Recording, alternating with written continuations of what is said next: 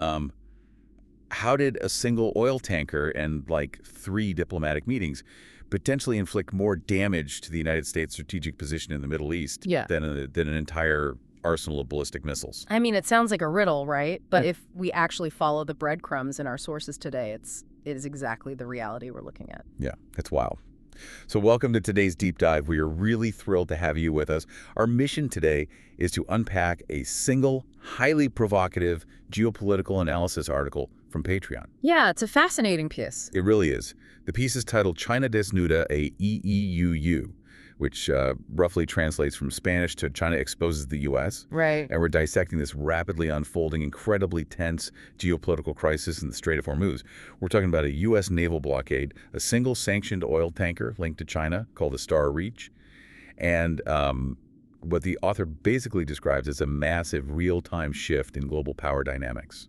Right, and a shift happening not through, traditional military strikes, but through the really aggressive weaponization of global economics and diplomacy. Yeah. The author basically argues we are watching a masterclass in asymmetric warfare, where the weapons are trade routes and, well, press releases. Which is crazy to think about. But just a quick heads up before we dive in for you listening. This source makes some really intense, highly politically charged claims about U.S. and Chinese foreign policy. Definitely. So our goal today isn't to, pick a side or endorse the author's politics, but simply to impartially map out the chess game they're describing so you can fully understand it and decide for yourself how the board is actually set. Exactly. We're just mapping out the architecture of this crisis. Right. We're looking at the how and the why of their argument. Right. Because whether you agree with the ultimate conclusions or not, the underlying mechanics of what is happening in Hormuz right now are undeniably fascinating. It reveals a lot about how 21st century power actually functions. For sure. So, to understand this shifting global order, the source tells us we have to start with the physical spark of the crisis. The Strait of Hormuz. Right. It's one of the most critical maritime choke points on the entire planet. It handles a massive percentage of the world's daily oil supply, and the U.S. has established a naval blockade there. Right. They have. But I want to pause here and make sure we actually picture what a modern blockade looks like. Because, it's not just a physical line of ships stretched across the water holding hands, right? Oh, no, far from it. A modern blockade is a highly complex web of overlapping systems. Okay. You've got radar arrays tracking every vessel, maritime patrol aircraft overhead, destroyers in the water, and this is key, an entire legal and administrative architecture backing it all up. Right, all the red tape and sanctions. Exactly. Ships are hailed on the radio, their manifests are checked against sanction databases, and if a ship is deemed illicit, there are protocols to intercept, board, or just turn it around. Wow. It is a massive flex of logistical and military muscle. Which brings us to the inciting incident. Because the U.S. has this impenetrable web setup. And then a ship called the Star Reach sails right into the strait. Right. And it's a sanctioned oil tanker, explicitly linked to China.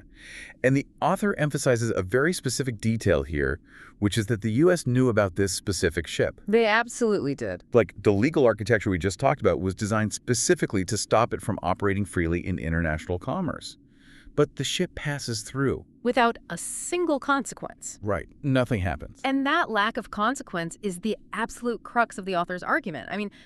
The source acknowledges that military analysts can debate the specific operational details all day. Sure. Maybe there was, a deliberate naval loophole built in. Maybe a commander on the ground made a tactical decision to hold fire and avoid a direct clash over a single commercial vessel. Well, hold on. I'm struggling with the author's certainty here.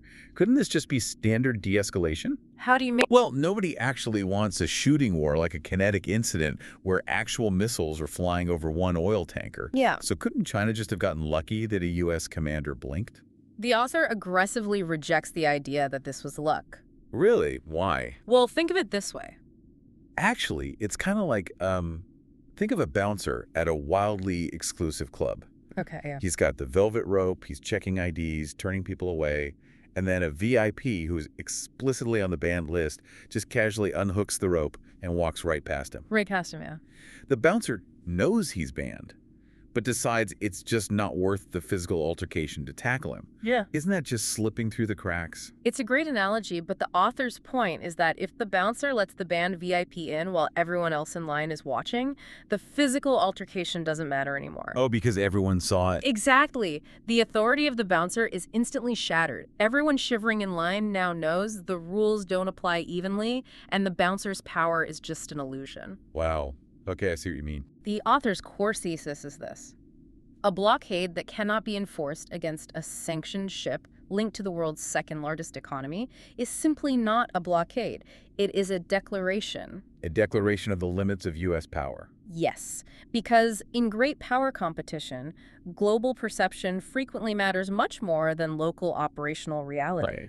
China didn't need to send a carrier strike group to defeat the U.S. Navy in the Strait of Hormuz. They just needed one tanker, one transit, and the global news cycle. That's crazy. They proved, publicly and deliberately, that U.S. unilateral action in a global commons like this critical international waterway can be defied. They showed everyone watching that the blockade has a limit, and that limit is China. It's just an incredible test of boundaries. And Yep. once those physical limits are exposed by the Star Reach, the analysis shows China doesn't just take the win and go home. Oh no, they doubled down. Right. They immediately pivot to capitalize on the political fallout. Yeah. They launch this highly targeted diplomatic offensive. Targeting a very specific diplomatic triangle: the United Arab Emirates, Spain, and Russia. Okay, let's pull on those threads because this is where the geopolitical chess game gets really intricate. Let's start with the UAE. Okay. The UAE president hosted Chinese officials while this U.S. blockade was actively happening, which is weird because the UAE is deeply intertwined with the U.S., right? Very much so. They rely on the U.S. financial system. They host massive U.S. military bases.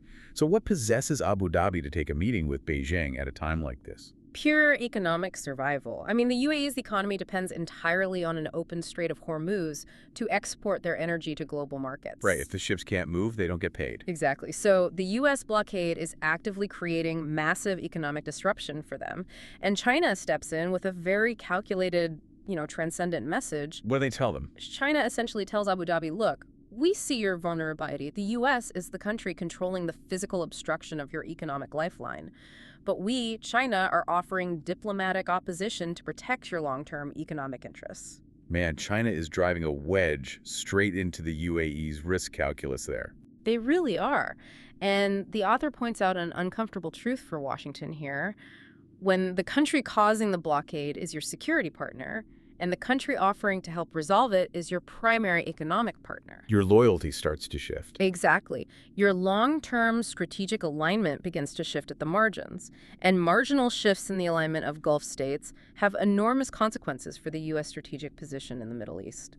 Okay, so it's one thing for a Gulf state to act out of sheer economic desperation. But that doesn't explain the second point in this diplomatic triangle. Spain. Yeah, Spain. The Spanish prime minister actually travels to Beijing. I mean, Spain is a European Union member. They're a founding member of NATO. This is deeply embedded U.S. allied territory. It is. But the prime minister goes to Beijing to emphasize alignment around international law and to encourage China to play a larger role in a multipolar world order. A multipolar order, meaning powers is distributed among several states rather than dominated by the U.S. I have to push back on this, though. If Spain relies entirely on the U.S. military umbrella for its defense against threats like Russia, why doesn't Washington just, threaten to pull that umbrella away? Well, It just feels incredibly ironic that a European NATO member is basically validating China's stance over Washington's. It looks like China is using the U.S.'s own rule book, like the language of international law and the UN Charter, against it. that's exactly what they're doing. But how exactly is Beijing framing its narrative to win over a country that Washington physically protects? Because a security umbrella doesn't heat the homes of Spanish citizens in the winter. Oh, wow. Yeah, we'll get into that economic reality in a second, but first, just look at the brilliance of the diplomatic strategy described in the source.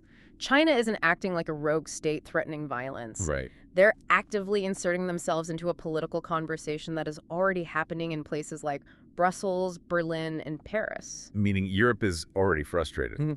Exactly. Europe is already questioning what U.S. adherence to a quote-unquote rules-based order actually means when those rules end up damaging European economies. Oh, I see. So the Chinese Ministry of Foreign Affairs releases a statement calling the U.S. blockade dangerous and irresponsible. Dangerous and irresponsible. Those are very specific, loaded words in international diplomacy, aren't they? Highly loaded. Dangerous implies a direct threat to international peace and security. That invokes the very UN charter the U.S. claims to operate under. Okay. And irresponsible is a direct reputational attack. But here's the kicker. The target audience for this language isn't Washington. Really? No, China knows full well Washington isn't going to change its naval policy just because Beijing issued a harsh press release. Right. If you're tracking the news, you might just assume the U.S. and China are talking to each other, but they aren't. So who is the actual audience for this messaging? The global south, the non-aligned governments across Africa, Latin America, Southeast Asia.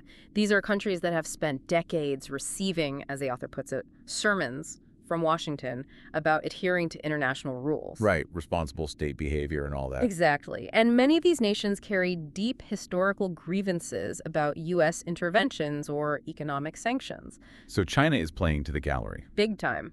China is actively branding the U.S. as the modern source of illegality, instability, and economic damage in the developing world. Wow. Meanwhile, China positions itself as the grown-up in the room, the defender of international law, diplomatic resolution, and protected energy access. And when a NATO member like Spain nods along to that framing, It grants immense legitimacy to China's narrative in the eyes of the global south.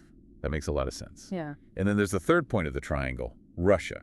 The source mentions meetings with the Russian foreign minister, but it carefully notes they aren't like formal treaty allies. Right, this isn't a NATO-style mutual defense pact. It's a strategic coordination. They both look at this conflict in Hormuz and see an unprecedented opportunity to demonstrate the limits of U.S. power. So they're teaming up without signing a contract. Exactly. They're coordinating to accelerate that transition to a multipolar order. Think about it.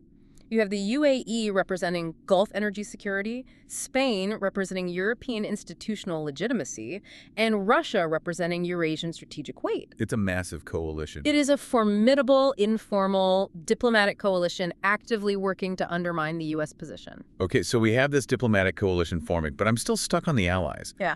Why are close U.S. partners like Spain or, say, Japan willing to risk Washington's wrath right now? Like, it's one thing to have philosophical disagreements about multipolarity. It's another to publicly cozy up to Beijing during an active military crisis. To understand that, we really have to look under the hood at the underlying economic vulnerability this blockade exposes. The source highlights a massive glaring disparity in how the pain of this Hormuz blockade is actually felt. Let's break down the mechanics of that disparity, Hmm? because I think that's super important. Right. So over the last 15 years, the United States fundamentally restructured its energy dependence. Through fracking, right? Yes, through the shale revolution and massive surges in domestic oil and gas production, the U.S. essentially achieved energy independence. Okay, so they make their own gas now. Right, they no longer rely on petroleum imports from the Persian Gulf to keep their lights on. Therefore, when Washington imposes a blockade in Hormuz, the domestic U.S. economy is largely insulated. Meaning there is no instant, catastrophic political pain for the administration at home. Exactly, but for the allies, it's a completely different reality. Right. Economies like India, Japan, South Korea, and the European states. Yes, they're the ones who politically support the legitimacy of U.S. military operations, but they do not have domestic shale fields. Their populations experience massive shocks within weeks of a blockade. We are talking about sustained disruption to global shipping lanes, soaring inflation, skyrocketing transport costs, And crippling heating bills for everyday citizens. yes, It's like the U.S. ordering an incredibly expensive multi-course meal at a restaurant, but the allies are the ones getting stuck with a check. that's a great way to put it. But, the restaurant analogy only goes so far. The global supply chain feels more like a giant Jenga tower, right? Oh, definitely. The U.S. pulls out of blocks the Strait of Hormuz, thinking it's a safe move because their side of the tower is stable. But China is pointing out to the allies that the whole structure is leaning directly over them. And they are the ones who will get crushed when it falls. The Jenga tower is the perfect way to visualize it. Yeah. And those everyday citizens getting crushed by the falling blocks, Yeah. they have absolutely zero strategic interest in a conflict with Iran. They just want to afford their groceries. Right. But these allied leaders are trapped, aren't they? Completely trapped. Because if Japan or the European states rely heavily on the U.S. for fundamental military security against regional threats, They can't exactly hold a press conference and scream at Washington to stop the blockade. No, there would be massive diplomatic retaliation. So what do? They manage an impossible contradictory situation. The author points out that these leaders cannot publicly break with Washington without endangering their entire security architecture, Right. but they also cannot absorb sustained energy shocks without risking their own domestic political survival.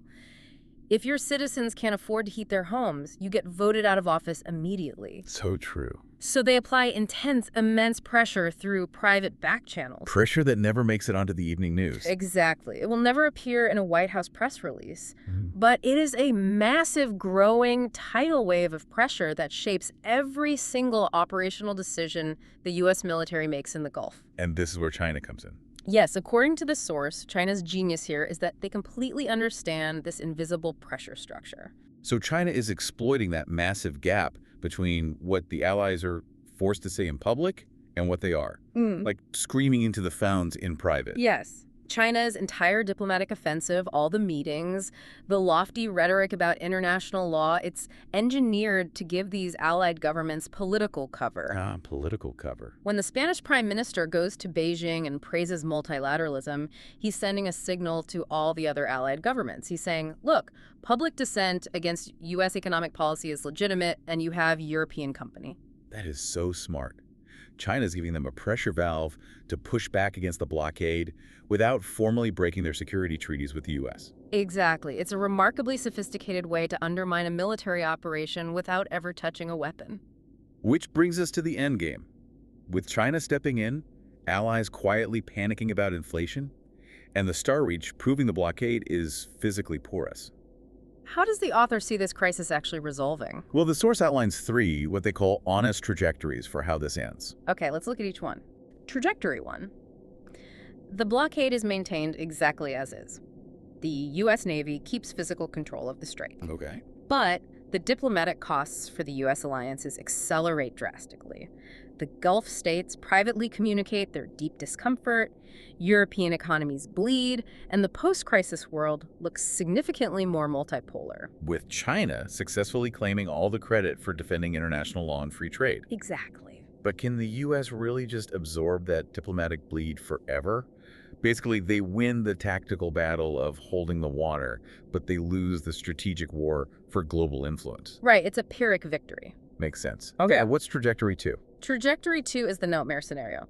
The blockade produces a direct naval incident. Oh. A Chinese ship with an assertive transit intent creates a kinetic confrontation, actual shots fired between U.S. and Chinese vessels. I have to challenge the likelihood of that, honestly. Yeah. Because neither side actually wants a shooting war over a choke point. The global economy would tank instantly, and both administrations know that. And the author agrees. It's a terrifying prospect, but it remains a trajectory because miscalculations happen. Right. Someone accidentally pulls a trigger. Exactly. And it forces the U.S. into a terrible binary decision. Either enforce the blockade by firing on a Chinese vessel and risk a direct clash between nuclear powers, or back down at the last second and publicly confirm that the blockade does not apply to Chinese shipping. Yeah, neither option is acceptable.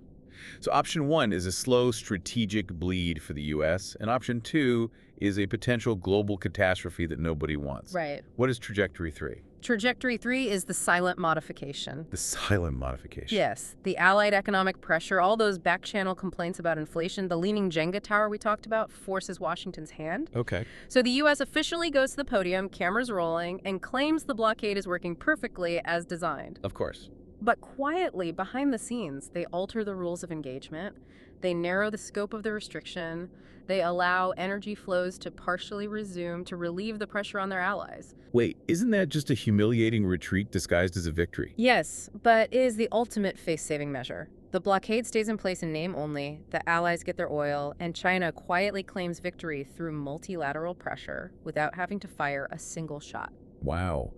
And the author concludes by saying that what is happening in Hormuz right now is more consequential than the Cuban Missile Crisis. They do. That is a massive claim. based on everything we've just unpacked from this document, what is the ultimate takeaway about how power actually works in the 21st century? The ultimate takeaway is a concept the author calls discovering the location of your adversary's restriction. The location of restriction, what does that actually mean in practice? It means finding the exact boundary where your opponent's immense power suddenly ceases to be effective. Oh, interesting. The United States went into the Strait of Hormuz to project undeniable military power. But instead, according to the author, they accidentally projected exactly where their power stops. Because China proved that traditional military power is heavily limited by the realities of global economic interdependence. Yes. Because a blockade that destroys your own allies' economies is a blockade you can't actually enforce. Right. Without firing a single missile, without setting a single destroyer, without issuing a formal military ultimatum, China revealed a fundamental structural weakness. Exactly. They used a single oil tanker, 3 diplomatic meetings, and a press release to show that a U.S. blockade unenforceable against the world's second-largest economy simply isn't a blockade. They found the restriction, and now the whole world knows exactly where it is. They sure do. Which brings us to why you, listening to this right now, should care about the Star Reach or some diplomatic meeting in Beijing. Right. How does it affect you? Exactly. Because even if you don't follow naval logistics or global summitry, the shockwaves of this geopolitical chess match are going to reach your wallet. Oh, absolutely. The price of your energy, your local inflation rates, the cost of goods at the grocery store, all of it is tied to these maritime choke points. Yeah. And more importantly, the very structure of the global order, like who gets to write the rules and who has the actual power to enforce them, is shifting beneath our feet, driven entirely by this complex web of global economic interdependence. We are literally watching the architecture of the 21st century being rewritten in real time, not with peace treaties signed on battleships, but with supply chains and shifting risk calculations. Which leaves us with one final provocative thought to mull over. We've just explored a scenario where China essentially defeated a U.S. military blockade without ever using military force. Right.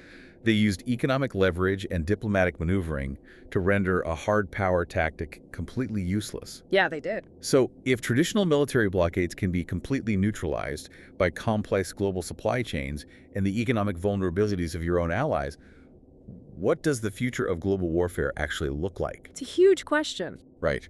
I mean, in the 21st century, are multi-billion-dollar aircraft carriers and ballistic missiles becoming obsolete when the most devastating weapons in a nation's arsenal might just be a single sanctioned oil tanker and a perfectly timed diplomatic meeting? It really forces us to completely redefine what it means to be a superpower. It really does. Thank you so much for joining us on this deep dive. Keep questioning the narratives, keep looking at the forces moving beneath the surface of the news, and we will catch you next time.